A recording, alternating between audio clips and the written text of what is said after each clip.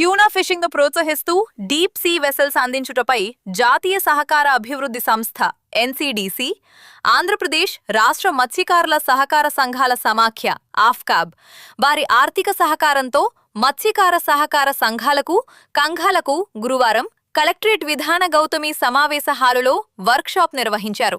ఈ వర్క్షాప్లో లోతట్టు సముద్ర మత్స్య వేట డీప్ సీ ఫిషింగ్ తీరానికి 12 నాటికల్ మైలకు నుంచి సముద్రంలోని లోతైన ప్రాంతాల్లో చేపల వేట నిర్వహించడం, మత్స్యకార సహకార సంఘాలను బలోపేతం చేయడం, సముద్రపు వేటట్లిక్లు మత్స్యకారుల జీవనోపాధి ఆదాయ మార్గాలను విస్తృతం చేయడం, కేంద్ర రాష్ట్ర ప్రభుత్వాలు మత్స్యకారులకు అందిస్తున్న సంక్షేమ పథకాలు, జాతీయ సహకార అభివృద్ధి సంస్థ ఎన్సీడీసీ ద్వారా అందించే ప్రోత్సాహకాల గురించి కాకినాడ డాక్టర్ బిఆర్ అంబేడ్కర్ కోనసీమ అనకాపల్లి జిల్లాల మత్స్యకార సహకార సంఘాలకు అవగాహన కల్పించారు.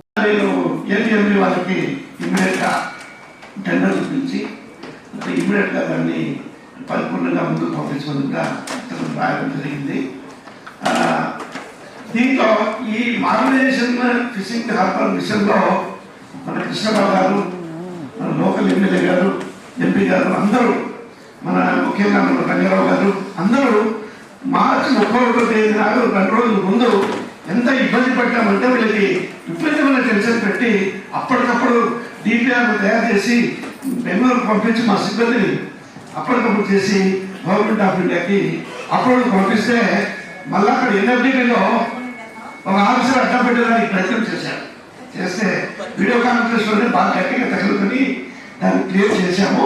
అది సబ్సిక్వెంట్గా మరి మన ప్రభుత్వానికి మన వైజాగ్లో మీటింగ్ జరిగినప్పుడు గౌరవ మంత్రివర్యులు, కేంద్ర మంత్రివర్యులు, మన ముఖ్యమంత్రి గారు దాన్ని వెంబడి ఎట్లన్నా కానీ సాధించి మోడర్నైజేషన్ గత 4-5 సంవత్సరాల క్లుప్తంగా కొన్ని విషయాలు చెప్పి ఇస్తాను.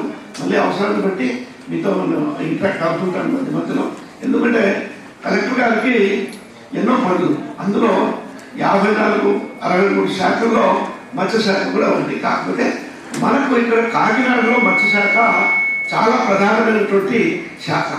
ఎందుకంటే మనకు మెరైన్ ఉంది, అక్వాకల్చర్ ఉంది, ఇన్లాండ్ ఉంది, 3 ఉన్నాయి. కాబట్టి తప్పకుండా వాళ్ళు ఏదైతే కాకినాడ డిస్టిక్లో మనది ఈస్ట్ డిస్టిక్లో కాకినాడ డిస్టిక్లో ఏది ప్రపోజల్ పంపించినా తప్పకుండా అన్నీ కూడా తప్పకుండా మన ప్రభుత్వం నుంచి శాంక్షన్ తీసుకొని మంజూరు ఇవ్వడం జరుగుతుంది. Thank you. సో ఇప్పుడు మీకు నేను కొన్ని సూచనలు ఏమి చెప్తున్నా అంటే, ముఖ్యంగా మన సముద్రం సంబంధించి 12 నాటికల్ మైల్స్ వరకు టెరిటోరియల్ వాటర్స్ మన రాష్ట్రం యొక్క భూభాగానికి కేంద్ర ప్రభుత్వం అనుమతి ఇచ్చినటువంటి ప్రాంతం. కాబట్టి దీన్ని పరిరక్షించుకోవాలి. దీన్ని సముద్రాన్ని ఇష్టం జనం గోకేసి డెస్ట్రక్టివ్ ఫిషింగ్ చేసి లైట్ ఫిషింగ్ చేసి మళ్ళా రింగులు వలలు పెట్టుకొని మనం ఇందాక మన రంగారావు గారు చెప్పినట్టు మనం నాశనం చేసుకుంటే భవిష్యత్తు మనం రాబోయే తరం వారికి చేపలు చదువు. డీప్ సీ ఫిషింగ్ వేషంలో 40% మీద 1,20 లక్షలతో తీసుకోవాలి. అదేవిధంగా ఇప్పుడు 1,20 లక్షలు సరిపోవట్లేదు కాబట్టి 1,50 లక్షలు ప్రపోజల్ పెట్టడం జరిగింది సార్. దానికి మనం బ్యాంకులో సెక్యూరిటీ ఇవ్వట్లేదు కాబట్టి గవర్నమెంట్ మేము మరి కాకినాడ శాసనసభ ద్వారా నేను ఈ జిల్లాలో మరి 6 టైం కంటిన్యూ అవుతున్నాను సార్ జిల్లా సహకార సంఘం తరఫున. అదేవిధంగా ఆఫ్కాబ్ చైర్మన్ అవడం జరిగింది. అక్కడ మేము ప్రతి 3 నెలలు కూడా డిస్కషన్ చేసుకోవడం, అందులో కూడా మరి ఎన్సీడీసీ రావడం, మేము డిస్కషన్లో కూడా మేము ఒకటే చెప్తున్నాం. మత్స్యకారులకు ఏదైతే అవసరాలు ఉన్నాయో అవి మీరు వచ్చి విలేజ్లోకి వెళ్ళి వాళ్ళ అవసరాలు తీసుకునేలాగా వాళ్ళకి ఏం ఇన్పుట్స్ కావాలో అవి మనం ప్రపోజ్ చేస్తే బాగుంటుందని చెప్పడం. దాని మీద గౌరవ ఆఫీసర్లు కొడబాబు గారు కూడా ఏమేమి మత్స్యకారులకు కావాలి ఏంటి అన్న దాని మీద ఆయన కూడా రివ్యూ పెట్టడం ప్రతి నెల.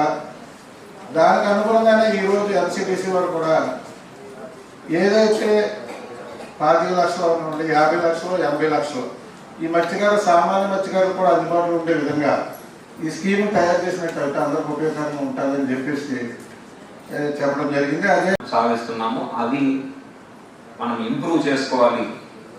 ఒక తలసరి ఆదాయం పెంచుకోవాలంటే మనము మనం ఏదైతే చేపలు పట్టుకునే విధానం కానీ పట్టుకునే ప్రాంతాన్ని కానీ మనం మార్చుకోవాల్సిన అవసరం ఉంది. దానికి పెద్ద సమస్య ఏంటంటే పెట్టుబడి. అందరి దగ్గర అంత పెట్టుబడి సొమ్ము ఉండకపోవచ్చు. అందుకే ఈ సహకార సంఘాలు మనము ముందుకు వస్తే కోఆపరేటివ్ మూమెంట్ మనము తీసుకురావాలి. అది ఫిషర్మెన్ కోఆపరేటివ్స్ ముందుకు వస్తే ఎన్సిడిసి ద్వారా వాళ్ళకి కావాల్సిన రుణం అందించి, ఏదైతే బ్యాంక్స్ ఇవ్వని రుణం, బ్యాంక్స్ ఇప్పుడు మీరే చెప్తున్నారు, రంగారావు గారు మాట్లాడుతూ చెప్పారు, బ్యాంక్స్ నుంచి ఎక్కువ సహకారం ఇవ్వట్లేదు. వాళ్ళు ఇవ్వకపోయినా ఎన్సిడిసి వారు ముందుకు వచ్చారు. వాళ్ళ యొక్క సహకారంతో మన జిల్లాలు, ఈ 3 జిల్లాల్లో ఉన్న మత్స్యకారులు ఈ deep sea fishing vessels units ground చేయడానికి అవకాశం ఉంది. ఇక్కడ ఒక అంశం ఏంటంటే, ఇక్కడ 2 యూనిట్ 3 యూనిట్ కాదు, ఎంత యూనిట్ అడిగినా అంత యూనిట్ ఇవ్వడానికి ప్రభుత్వం సిద్ధంగా ఉంది. అదేవిధంగా మన జిల్లా పట్ల ప్రత్యేక దృష్టి సాధించి ఎప్పటికెప్పుడు మనం కోరుతున్న అన్ని రిక్వైర్మెంట్ అన్ని కూడా మాకు అందజేస్తున్న కమిషనర్ ప్రత్యేకంగా పర్సనల్గా థ్యాంక్ చేస్తున్నాను. ఈ వర్క్షాప్ అవసరం, చాలా చాలా అవసరం. మన మత్స్యకార సోదరులు అందరూ కూడా, సోదరులు కూడా కొంతమంది వచ్చారు. వారందరూ కూడా జస్ట్ టెరిటోరియల్ వాటర్స్ అంటే 12 నాటికల్ మైల్స్ వరకే వెళ్ళి అందరూ కూడా ఈ చిన్న బోట్లోనే వాళ్ళు వెళ్ళడం, వేటకు వెళ్ళడం, అక్కడ ఒకే ప్రాంతంలోనే దాదాపు 5,000 మంది మనము చేపలు పట్టుకుంటున్నాం. ఆ 12 నాటికల్ మైల్ దాటితే ఎంతో సంపద ఉంది. ఇప్పుడు ప్రభుత్వం వేసిన అంచనా పరంగా చూస్తే ట్యూనా ఫిష్ మన రాష్ట్రంలోనే కాకుండా ప్రపంచవ్యాప్తంగా డిమాండ్ ఉన్న ఒక చేప వెరైటీ.